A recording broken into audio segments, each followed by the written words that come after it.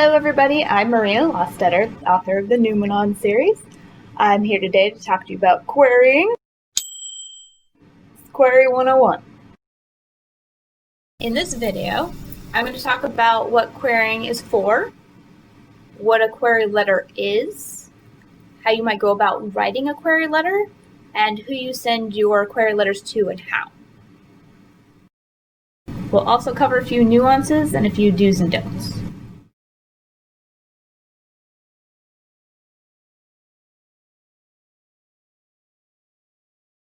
Okay, so what do we mean when we say querying a novel? A query is the process by which you submit portions of a finished manuscript and supplementary materials to primarily agents. Alright, so that's querying in general. But what's a query letter? Well, a query letter is this. Don't worry, I'll put that back up in a second. So what's important about your query letter is it is the first part of your submission that an agent will see. It's your first impression. A query letter is primarily a business letter. Its number one purpose is to entice an agent to read more of your work. So it should showcase your professionalism, your novel's voice, your novel's genre, your novel's hook or inciting incident. It should feature your novel's main character, and it can mention some expertise that might be related to your novel. So these are parts of a query letter. The query letter's ideal total length is about 250 words. I wouldn't go over a maximum of about 400 words. First thing you'll see is a salutation. It'll have your agent's full name. There'll be an introduction, usually with novel specifics. The main body, which describes your novel and gives the hook. At the bottom, you'll put your expertise or other important info like publishing history, and then a basic closing and contact information. After the main body, you can see here how Sophie has detailed their publishing history. Other important things to go here might be anything you do professionally that might relate directly to the subject matter of your novel. For instance, if it's about bioengineering and you are a bioengineer, that's important for the agent to know. You note that the closing here contains information about what else is attached. The most important part of querying is follow the guidelines. Always follow the guidelines. What makes that difficult is almost every single agent or publisher that you send a query to will have different guidelines. That's all right. You just have to tailor each query and submission to the individual that you're querying. So in this case, Sophie attached the first 10 pages in a synopsis. Other agents might just ask for a full. They might ask for the first 3 chapters. They could ask for the first page only. It just depends. Again, always follow the guidelines. After that, we have a sincerely and the closing. Usually you will put your full name here. You will also put a pen name if you want to be using a pen name. And then make sure that you include your contact information, whatever you think, however they can get a hold of you. Usually you want to include at least your email address and perhaps a website. Most querying these days is done digitally, although some is still paper. Occasionally you'll find a form, but that's much rarer. Always have a way that they can contact you directly in prose. You can put a phone number, but you're probably not going to get a call unless they want to represent you. So let's break down the main body of the query, which is the most difficult part and where the meat of your submission is. For a basic approach to a query letter, and there are multiple ways you can write one, 3 main questions to answer would be: who is your protagonist? What do they want? And what's stopping them from getting it?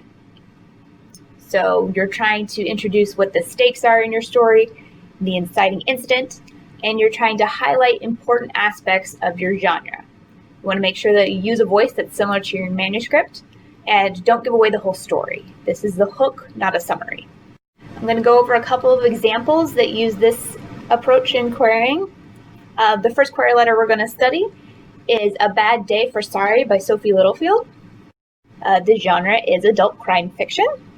I'm going to go ahead and put the text of the query up on the screen and then give you a moment to read it. Feel free to pause the video.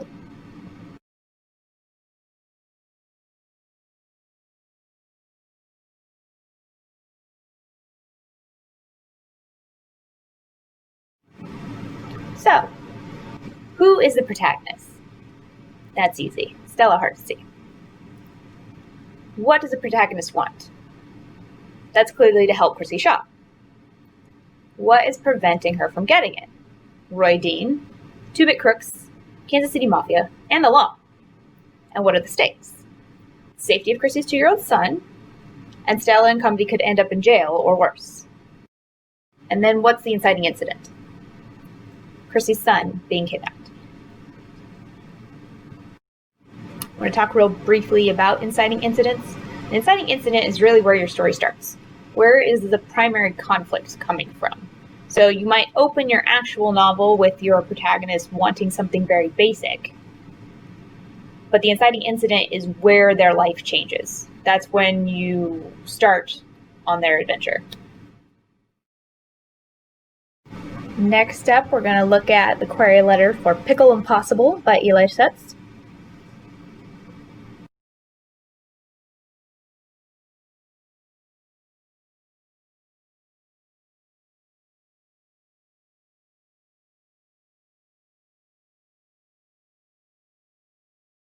So who is the protagonist? Pierre Laboche. What does he want? To save the family farm and to win the pickle contest. What is preventing him from getting it? First, it seems like Aurora, but then it's really a mysterious black-hearted villain. So what are the stakes? His family's livelihood. And what's the inciting incident? His grandfather giving him a mission. Now you might be thinking, all right, Marina, that's great. If I have a novel that has a single protagonist and is told chronologically in a very usual fashion. What happens, say, if you have multiple protagonists or a strange format to your novel? How can you write a query that fits these guidelines? Well, let me give you my own example.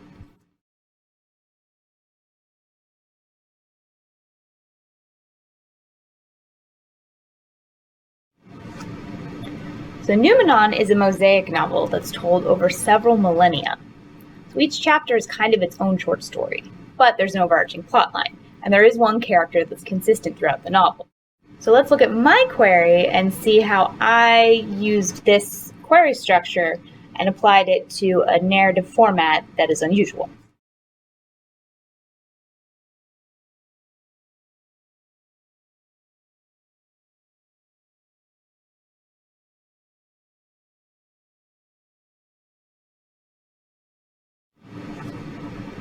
So what's important to note here is that all of these things happen in the novel. They just don't necessarily mash up exactly the way they are in the query. Again, a query is supposed to entice the agent to read further. It should represent your novel as accurately as possible, which is why I use, in the meat of the query, this structure, and then at the bottom, explain that the structure of the novel is actually different than you might expect. So who is the protagonist? ICC. What do they want? Mainly to protect the crew and see the mission through. What's keeping it from getting that? A number of crew members. So what's at stake? The safety of the crew, the integrity of the mission, and ICC's own life. And what's the inciting incident? Well, in the query, it is very clearly when the AI's code is manipulated. And that is the inciting incident for one of the chapters, which again are more like standalone stories. The actual inciting incident of the novel is the mission's inception, which you can see is addressed in the opening paragraph of the query. Okay, so now that we've gone over the basic of the query letter, what else is sent in a submission packet? We talked about this a little bit, but bears repeating. Always follow the guidelines. Doesn't matter what I tell you here. If I say never, ever, ever send your query in pink crayon, and yet you find an agent that says, please, only send me queries in pink crayon, send them a query in pink crayon. Otherwise, never ever send anybody a query in pink crayon. Each agent or agency will have specific wants and needs. Sometimes it's snail mail, email, contact form. They will ask you, often if it's email, to personalize the subject line, because they will have words that will bounce things directly into their spam if you don't use the correct subject line. Make sure that the agent you would like to query not only represents your type of work, but also that they are open at the time.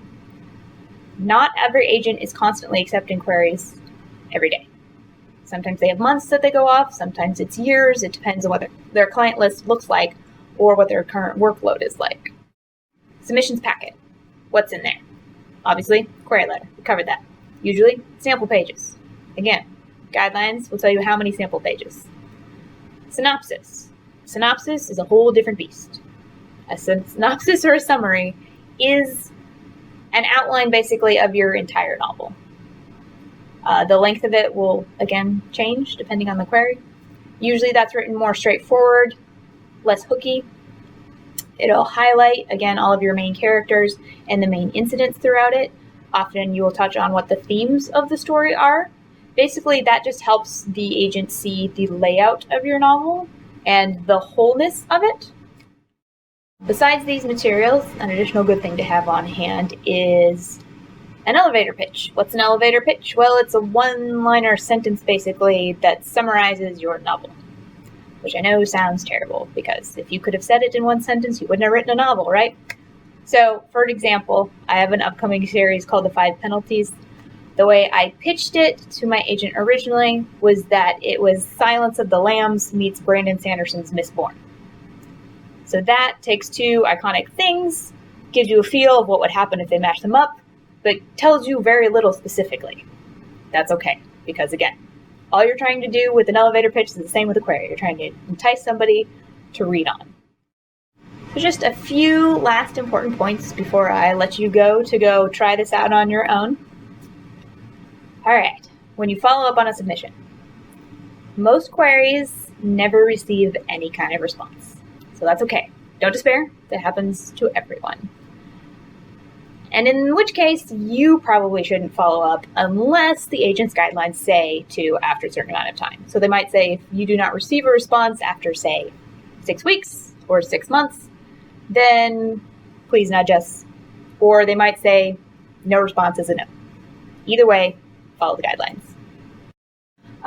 Don't reply to rejections, even if it's a really great, really helpful, really sweet rejection that gives you a lot of info, or if it's just a curt form. There's no need to reply. It'll just clutter their inboxes. No need. And don't query an agent twice about the same project. The only exception would be a revise and resubmit request. So if the agent directly says, no, this isn't right for me right now, but if you rewrote it, you could send it back. That would be the only time to query the same project twice. So the only times you would write to an agent after your initial submission would be is that they ask for a partial, which means after your sample pages, they're asking for more pages. If they ask for a full, which again would be the entire manuscript. If they ask for a phone call, usually phone calls are good, so definitely respond to those.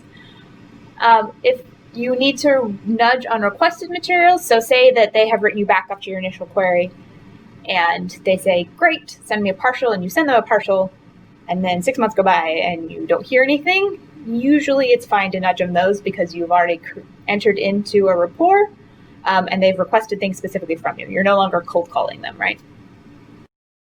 And definitely contact them again if somewhere along the way you receive an offer of representation. This is important for two reasons. One is just to be polite, so nobody's looking at materials that are no longer available, right, to represent. And two, often if you're a little bit farther down on their list of queries to get to, if you already have an offer of representation, they might say, oh, great, actually, can I have 2 weeks more to read? And usually any other agent that's offered will be very gracious and allow other people to finish reading who want to, before you need to decide whether or not you're going to go with representation for them. I want to talk a little bit about things to be wary of as a person who's querying. So you want to make sure that you do your due diligence because there is no licensing process for agents, so technically anybody can claim to be an agent. Legitimate agents do not charge you things like reading fees. That is generally seen as a no-no. Basically, an agent gets paid when you get paid.